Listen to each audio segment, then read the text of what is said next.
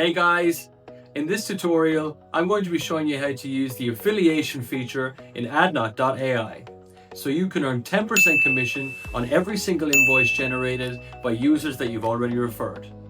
Once you've signed into your Adknot.ai account, you'll find your dashboard. From the left-hand menu, click on Analytics, then select Affiliation.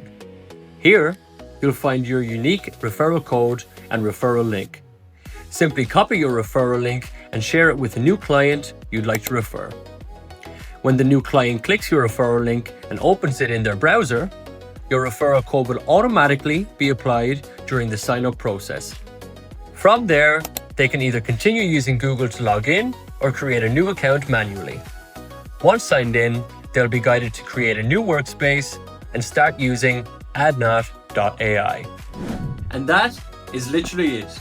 Every single invoice generated by users that you've referred will now earn you a 10% commission.